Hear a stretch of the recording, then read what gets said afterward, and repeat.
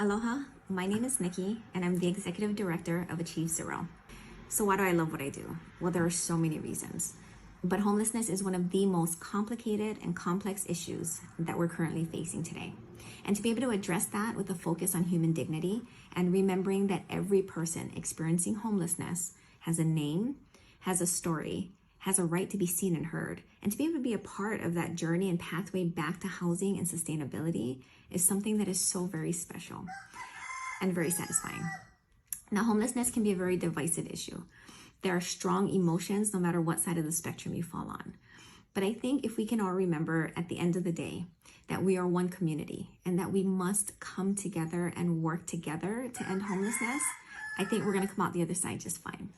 So I urge you as you go about your day, encounter the people along the way, and whatever your day looks like, I encourage all of you to remember to always keep living aloha. Aloha. Hello, my name is Sabrina Ford, and I'm the founder of Digital Natives. And it's definitely my pleasure and honor to introduce you to that very interesting and dynamic young lady, Nicky Winter, the executive director of Achieve Zero. Zero is located in Wahiawa on Oʻahu. And since I moved to the island, working with the homeless community has been one of my passion projects.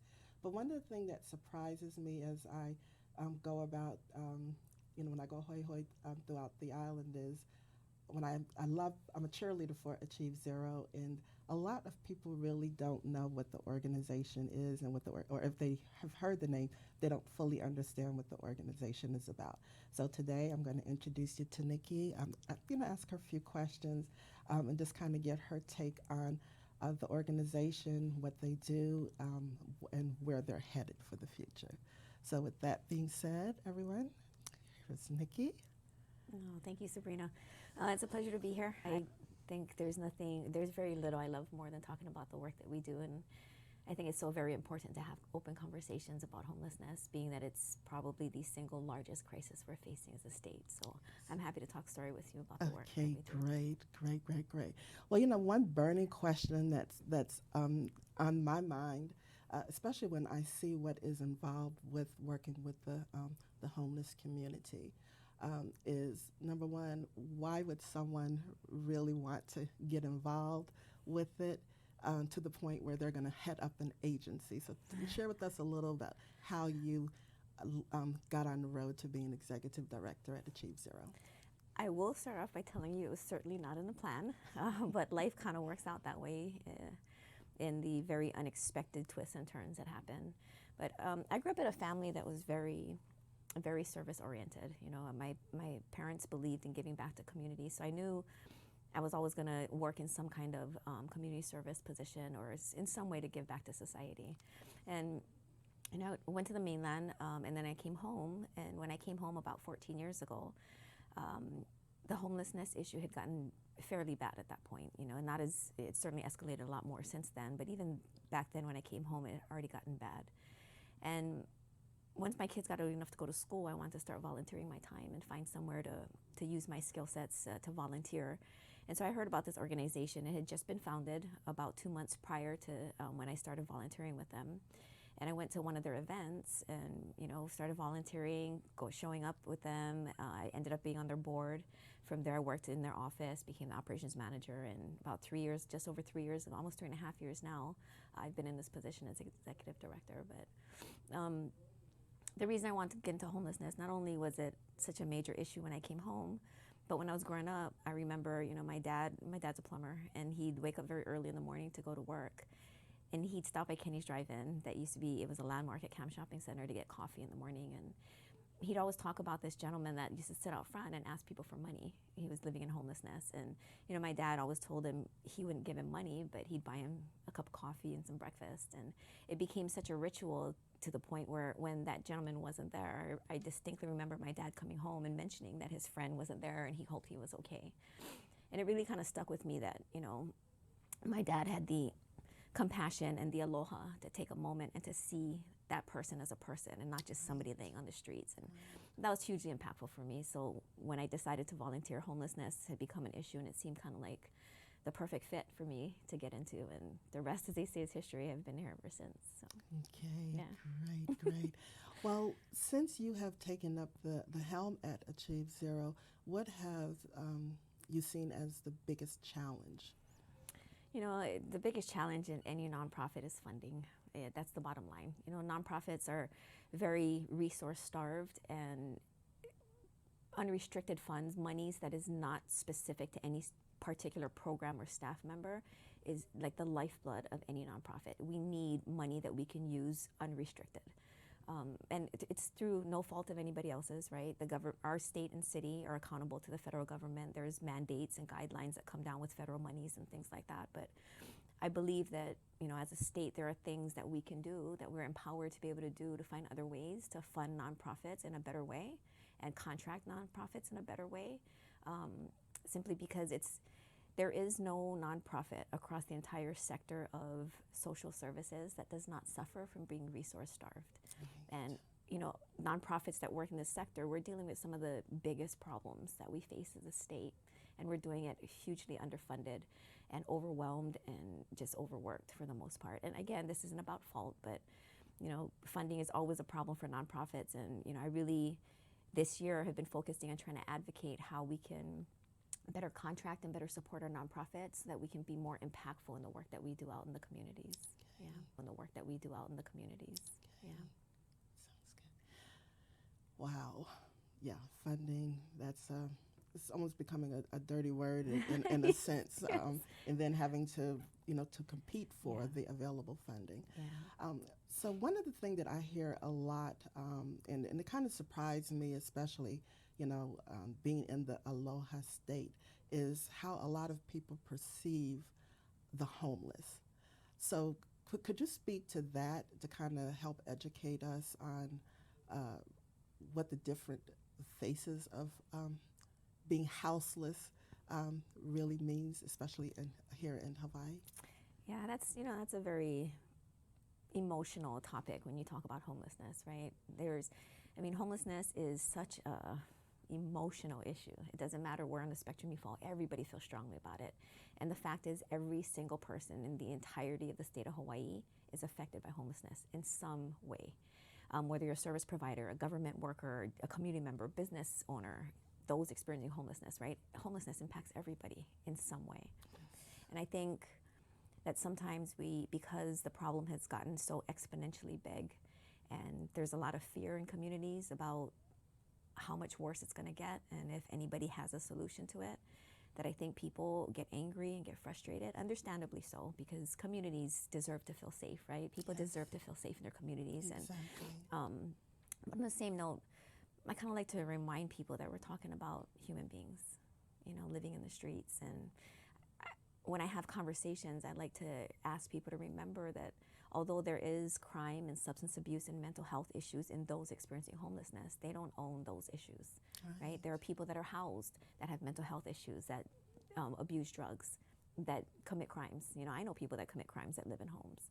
So I think we just need to get back to remembering that we're the Aloha State. And, I feel like anybody who lays their feet upon these sacred grounds of the Hawaii has a responsibility, and it is their kuleana to help the sons and daughters of the state of Hawaii. And watching our people live in horrendous conditions on the street, dying alone in parking lots and in gulches and beaches in their cars, that's not pono, right? It doesn't express who we are as a people. And I truly believe that until we get back to that aloha, that sense of like malamaing each other, everybody housed and unhoused alike, we're never going to end homelessness. Right. We have to get back to remembering that we're the Aloha State, and aloha is the only way we're going to go forward. Exactly. That is one of the things that I want to. But can you speak to the issue of the rising cost of housing, and I was going to say the rising cost of living here in Hawaii at all, and how that has been impacting people becoming houseless?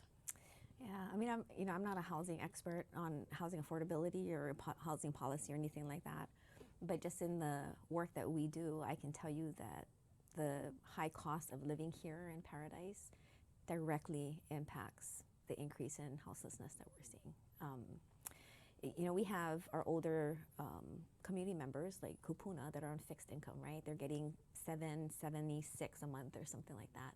We can't even find them a room to rent, and much less two household or two adult household with children, both earning minimum wage, trying to get them into a unit, a 2-bedroom apartment that costs $2,400 a month. It's kind of insanity, right? While you're still trying to take care of young kids and put food on the table, doctor bills and things like that.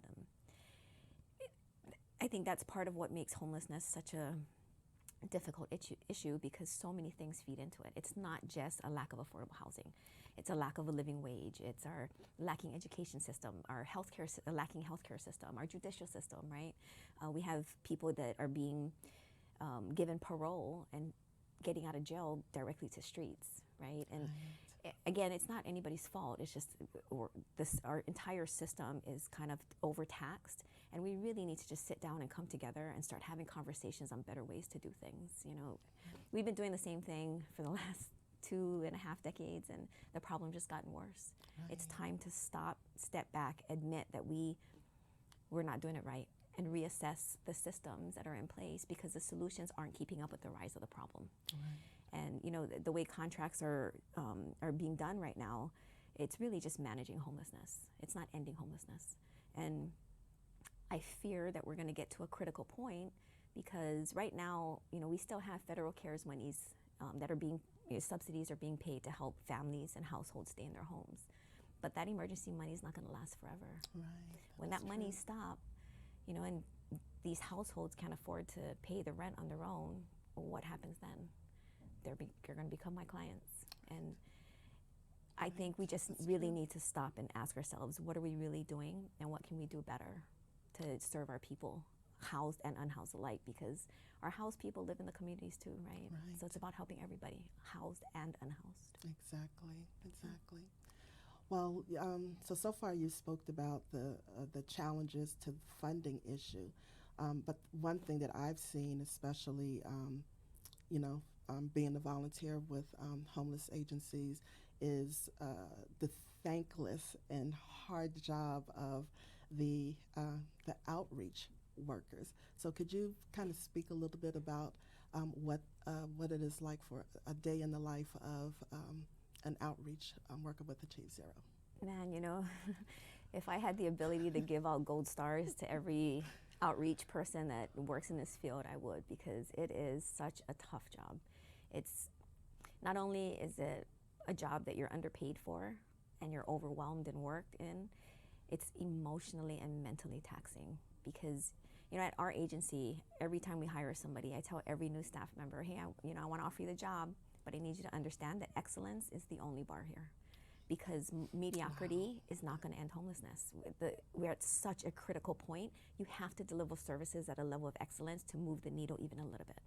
So all new staff members, I make it very clear, excellence is the only bar to Achieve Zero. And if you cannot deliver at that level, then respectfully, this is not the team for you. So my team they're held to a very, very high standard. And they deliver every day. And, I wish we could find ways to better support them because it's not just about doing the work, and it's a lot. Like each one of my staff members has, based on the last point in time count of those experiencing homelessness, they're each carrying a 120-person caseload. Wow. And each individual person that you work with has to be case managed in a very specific way because there are no blanket solutions because we're talking about people. Right. People have different personalities, different ways of looking at things, different feelings about things. Everybody has different passions and different dreams and goals, and you can't give a blanket solution when you're talking about people. Try doing that with 120 people. That's very, very difficult to do. Right. It takes hundreds of man hours just to gain somebody's trust, to have them tell you your story. And trying to put in that time that it takes to get people sustainably housed, you can't do that carrying 120 caseload. Furthermore, because we have so many problems with our system and the way the homeless landscape looks like, they're carrying an emotional load as well. We had a client call me and tell me, please don't let me die out here in the streets. Wow. And I had to tell him, I'm sorry, you probably will die. Because I have nowhere, they're on a fixed income. I have nowhere to put them. He did end up dying on the streets. we lost another client that we had worked with for years. He finally got a housing voucher. He refused it and ended up dying in a parking lot covered in his own feces, dirty, alone. And, you know, that's the emotional toll that people who work in this industry have to carry. We have to live with that, right? I'm the one that doesn't sleep at night having to remember that I let somebody die in the streets because our system failed. My team is the one that has to carry that emotional weight every day, go home at night to their families, try to leave that behind, and then come back the next day and do it over and over again. That is very, very difficult work. And if I could, I would pay frontline staff a ton of money because their job is incredible, and it's very, very difficult. Wow, wow. Beyond. Yes. Wow. Okay. Well, you touched, you mentioned the point in time count. Yes. Could you, especially for those who don't know what that is, could you explain what it is and the impact that it does have for your agency? Yeah, so the point in time count is a federally mandated count of those experiencing homelessness on a single point in time in January.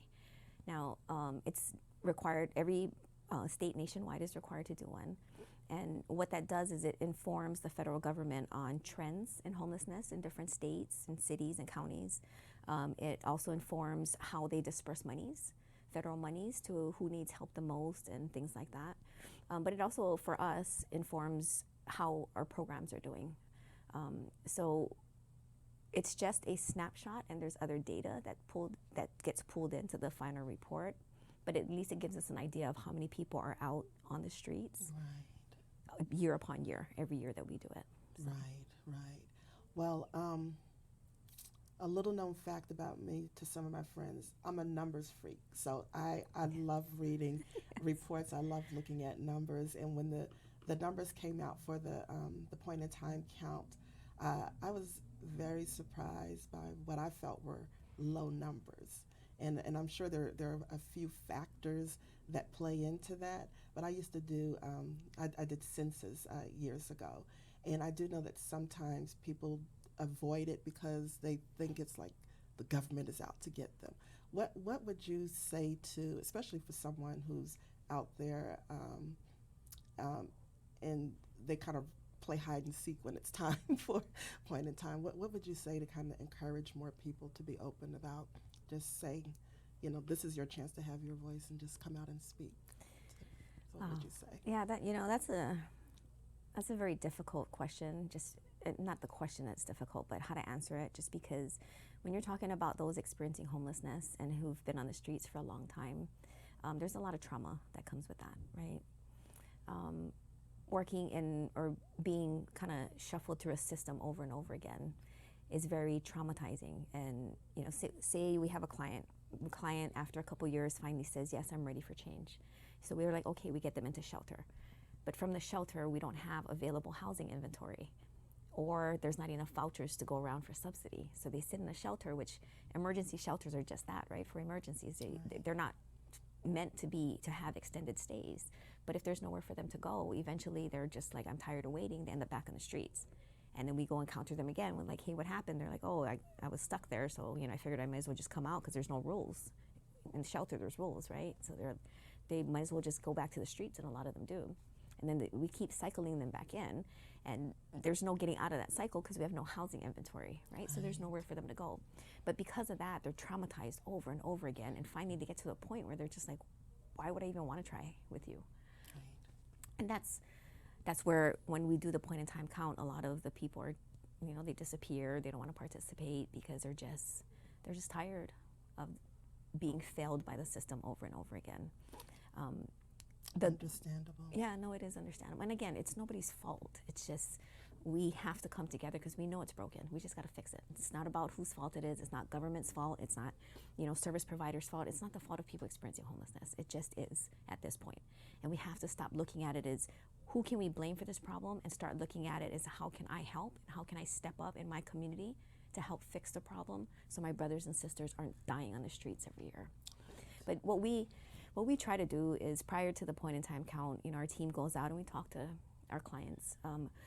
One of the major underlying things that underpins everything that we do is this focus on human dignity and remembering that people are people. You know, we go out there, we're very respectful. We don't just yell at tents. We respectfully go in and say, because these are their homes, right? I wouldn't want someone to come to my home and just barge in and make a lot of noise. So we try to be very respectful. And we try to have conversations with our clients to build that rapport and that trust, because we know they've been traumatized. We know they've been failed over and over again, and we don't want to continue to perpetuate that. So we want to come from a place of, we're here for you. How can we help you? And so prior to the count, that's what we do. We go out there and we let them know, if you participate, it can possibly provide funds for homeless services from the federal government to help you guys that are on the streets. So, you know, help us out so we can help you. And we typically get a positive feedback from clients, but there are some that are still, they don't want to participate, but that's okay. Okay. Yeah. Wow. Well, taking into consideration, you know, a day in the life of, you know, the case managers, outreach workers, I'm sure that some of the work that you have to do, you end up having to do partnerships. So how do you leverage your partners, and you know, what do you look for especially for another organization that would be interested in partnering with a homeless organization? You know, one of the things when I took over as executive director, one of the things that was very important to me was partnerships, because I'd noticed historically in homeless services, it's a very siloed landscape.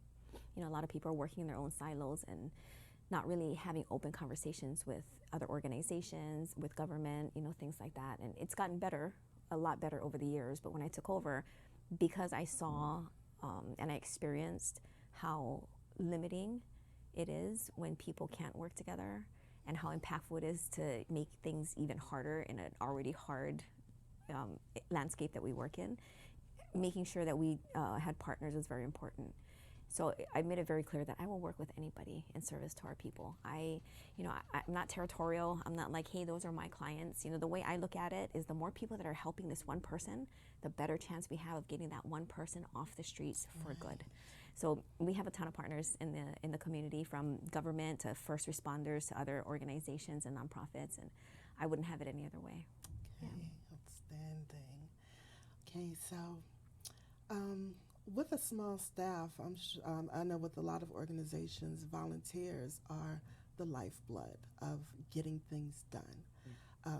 So could you comment on that for Achieve Zero? Yeah, so we're actually a very small organization in comparison to most out there. You know, we're an 8-man team, and my team is responsible geographically for 50% of Oʻahu. And my frontline workers, I have 4. We're about to bring on another one, but we have 4 people taking care of 50% geographically of Oʻahu, which is extremely difficult. And then our, you know, back-end administrative staff that offers support is also limited as well. Again, funding is always a problem, and there's not enough money for things like a fundraiser, even though we have to raise funds every month. There's not enough money for like an administrative assistant or a secretary to help, you know, calendar events and things like that. So we all wear a lot of hats. Right. But if we, you know, volunteers they're amazing, and they're very, very beneficial. And I always tell people, even if you can't donate money, you know, donate an hour of your time. And it doesn't have to be to my organization, because any nonprofit can use help. Right. But find a way to step up and get involved, you know, have conversations with people that are doing community service in your area, and even just show up just to sit there and have a conversation with people that are working in the office, to give them a break from the day-to-day or anything like that. You know, come and, you know, help sweep up the office, or go out and outreach, or join a food distribution event, or something like that. Anything. You just got to start somewhere, and you have to, I think once we understand that we all just have to pitch in and help out, I think the landscape of homeless services will improve dramatically. But Yes. volunteers are definitely very, very important and imperative to the work that we do. Yes. Well, so with that being said, I'm going to give you the final say on, you know, just something, you know, important that you want the public to know about the work that you are doing, or the vision, or what your next step is. Oh, there's so much I want the public to know. Well, you know, I have a feeling this means that we're going to have to do this again. We're definitely going to have to do this a few more times, you know, because it's such a complex issue, and there's so many moving parts, and there's so much to talk about. But You know, if I would ask one thing of anybody, I would ask, you know, that we try to remember that those experiencing homelessness are people. You know, they have hopes and dreams, they have regrets, they have pain, they have happiness, they love, you know. Sorry, I get emotional because I'm very passionate about this work, but I don't think anybody has the right to look down on anybody just because they fell on hard times. Agreed. And It could happen to any of us. it could happen to any of us. Yeah. If you're interested, you can go look at AUW's Alice report that documents the families that are currently one paycheck or one major incident away from homelessness. You know, one hospitalization and they're on the streets. One major accident and their car's totaled, they're on the streets. Like, none of us are better than each other. No matter, I don't care how much money you make, where you on the island you live, what you do for a living. We're all, like I said, if you have your feet upon these lands, it's all our responsibility to take care of Hawaii's sons and daughters. And treating people experiencing homelessness like they're less than or that they're outside of community is something that needs to stop, because we're all people, you know. Wow, the perfect parting words, Nikki. Thank you so much for that. Thank you for your time. Thank you for enlightening us and, you know, especially explaining the huge load that Achieve Zero and the outreach workers are carrying for 50%. That just kind of blew my mind, of Oʻahu. So, so at the end of this programming, you're going to see some information, because we definitely want to continue this conversation. So if you are hearing this and you have a story that you would like to share, especially if you're in that group of people who are right on the cusp, you're about to go over the edge, and you could become an Achieve Zero client at any time. You're going to see there's going to be some information and a way for you to get in touch with the organization if you are interested in volunteering or you want to donate, or just however you'd like to help or even learn more about Achieve Zero.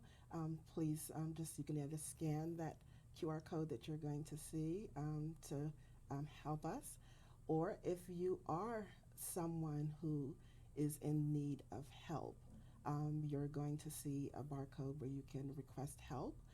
And finally, if you are a concerned citizen, community member, church group, and you know of a homeless encampment or an individual, especially in the central Oʻahu area, you can do a referral. And what happens is your request it happens in real time, where an outreach worker will be notified that someone needs assistance, and they will be in touch with you as soon as humanly possible. Can I say one more thing? Yes, Nikki? You know, just to close out, I do want to say one more thing to anybody who's maybe watching. You know, if you can't do nothing else, if you can't donate food or funds or volunteer your time, the one thing that everybody can do is be kind to somebody else. Kindness is the single most underutilized way to make massive impact, and it doesn't cost anything. Thank somebody that was nice to you, compliment somebody, appreciate, you know, somebody that did you a favor. Thank your cashier at the grocery store. Call your parents and thank them for everything they've done for you. But in whatever capacity you can, go out there and be kind to somebody every day, because kindness makes magic happen. And when we can live in kindness, the entire world is a better place. Okay, Thank you. Thank you. Yeah, thanks. Okay. Aloha, everyone. Until next